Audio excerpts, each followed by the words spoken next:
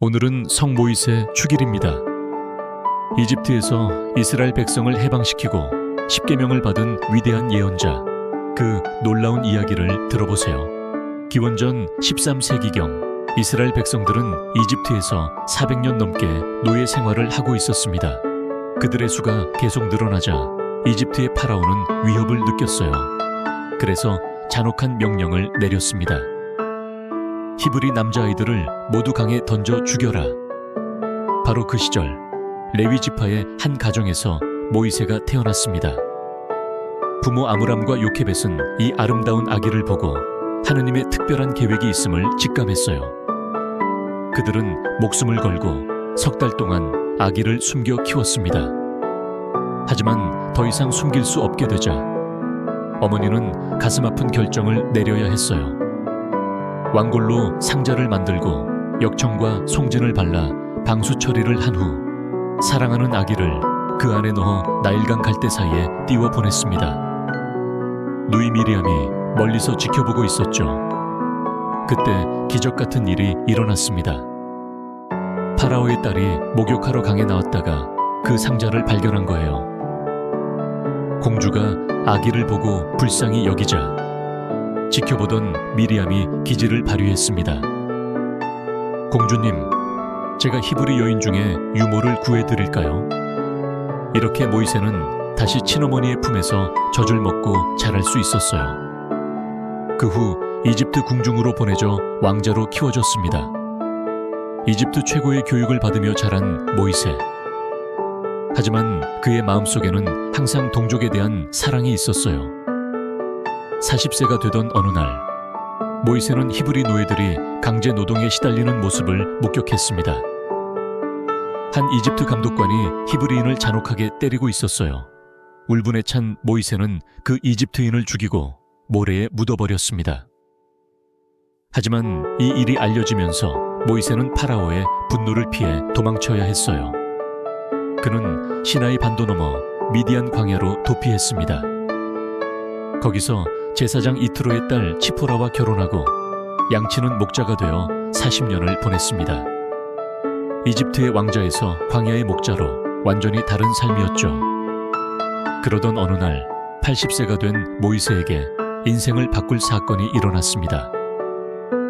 호렙산에서 양을 치고 있는데 떨기나무에서 불꽃이 타오르는데도 나무가 타지 않는 신비한 광경을 목격한 거예요.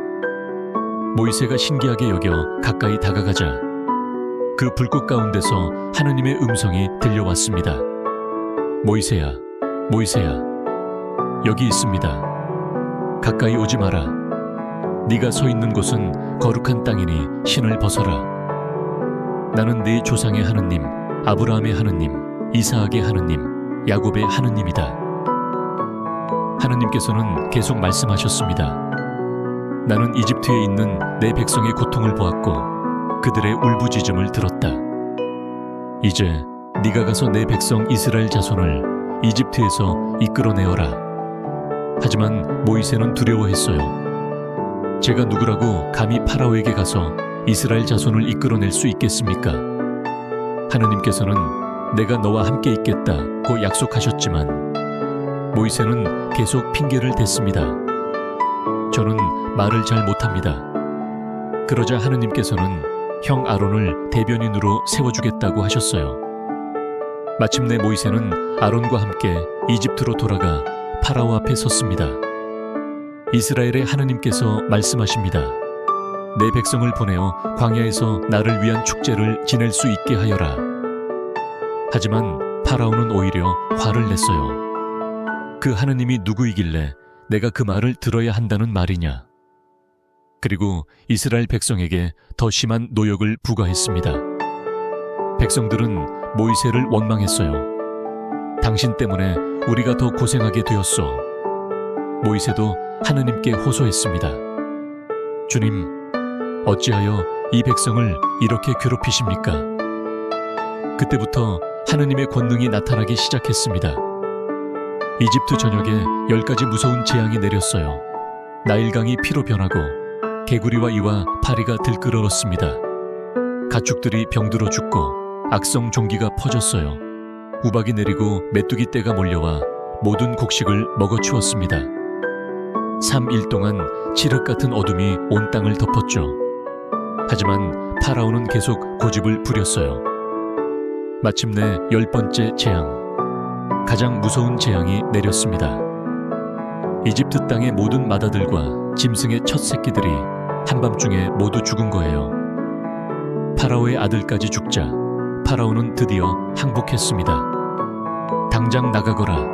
너희와 이스라엘 자손 모두 나가서 너희 하느님을 섬겨라. 430년 만에 이스라엘 백성들이 이집트를 떠나는 날이 드디어 왔습니다. 약 60만 명의 장정과 그 가족들, 총 200만 명이 넘는 대이동이었어요. 하느님께서는 낮에는 구름 기둥으로, 밤에는 불 기둥으로 그들을 인도하셨습니다. 그런데 파라오가 마음을 바꿨어요. 내가 왜 그들을 보내주었을까? 파라오는 최정예 병거 부대를 이끌고 이스라엘 백성을 추격했습니다. 백성들이 홍해 앞에 이르렀을 때 뒤에서는 이집트 군대가 바짝 따라오고 있었어요. 백성들은 공포에 떨며 모이세를 원망했습니다. 이집트에 무덤이 없어서 우리를 이 광야에서 죽게 하려고 데려왔느냐? 하지만 모이세는 담대히 외쳤어요. 두려워하지 마라. 가만히 서서 오늘 주님께서 너희를 구원하시는 것을 보아라. 그때 하느님께서 모이세에게 말씀하셨습니다. 지팡이를 들고 바다 위로 손을 내뻗어 물을 갈라라. 모이세가 손을 내뻗자 놀라운 기적이 일어났어요. 밤새 강한 동풍이 불더니 바다가 갈라지면서 마른 땅이 드러난 거예요. 바닷물이 좌우로 벽처럼 서 있었습니다. 이스라엘 백성 200만 명이 마른 땅으로 바다를 건넜어요. 이집트 군대도 뒤따라 들어왔지만 모든 백성이 건넌 후 모이세가 다시 손을 내뻗자 바닷물이 다시 합쳐지면서 이집트 군대 전체가 바다에 수장되었습니다. 이 놀라운 해방을 경험한 이스라엘 백성들은 하느님을 찬양하며 노래했어요. 주님께 노래하자. 그분은 영광스럽게 승리하셨다. 말과 기병을 바다에 쳐넣으셨다. 이집트를 탈출한 지 석 달 후 이스라엘 백성들은 시나이산에 도착했습니다. 이곳에서 인류 역사상 가장 중요한 사건 중 하나가 일어났어요. 하느님께서 모이세를 산 위로 부르시고 이스라엘 백성과 계약을 맺으신 것입니다. 너희가 내 말을 듣고 내 계약을 지키면 너희는 모든 민족 가운데서 내 소유가 될 것이다. 너희는 내게 사제들의 나라가 되고 거룩한 민족이 될 것이다. 모이세가 산에 올라가자 시나이산 전체가 연기와 불에 휩싸이고 천둥과 번개가 치며 나팔 소리가 울려 퍼졌어요. 하느님께서 모이세에게 돌판에 새긴 십계명을 주셨습니다. 이것이 바로 오늘날까지 인류의 도덕 법칙의 기초가 된 하느님의 계명이에요. 하지만 모이세가 산에서 40일 동안 내려오지 않자 백성들은 불안해하며 금송아지 우상을 만들어 섬겼어요. 산에서 내려온 모이세가 이를 보고 분노하여 십계명판을 산산조각 냈지만 하느님의 자비로 다시 십계명을 받을 수 있었습니다. 이후 40년 동안 광야에서 모이세는 이스라엘 백성의 영적, 정치적 지도자가 되었어요.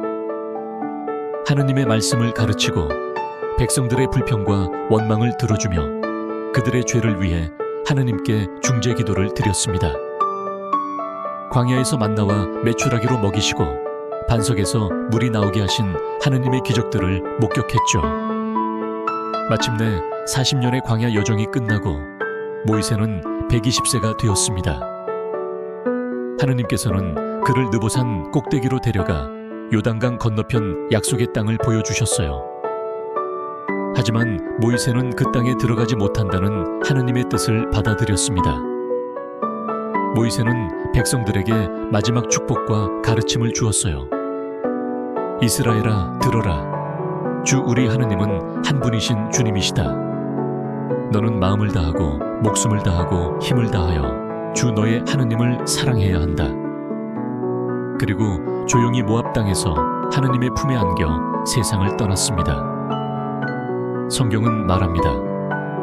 이스라엘에는 모이세와 같은 예언자가 다시는 일어나지 않았다. 그는 주님께서 얼굴을 마주보고 사귀시던 사람이다. 위대한 해방자, 율법의 전달자, 하느님의 번 모이세. 그가 받은 십계명은 오늘날까지 전 세계 수십억 명의 삶의 지침이 되고 있어요. 그의 해방 정신은 역사상 모든 자유를 위한 투쟁에 영감을 주었습니다. 오늘 성 모이세 축일을 맞아 그의 용기와 믿음, 그리고 끝까지 하느님께 순종한 겸손함을 본받아 기도해 보세요. 우리 각자의 삶에도 하느님의 부르심이 있을 것입니다.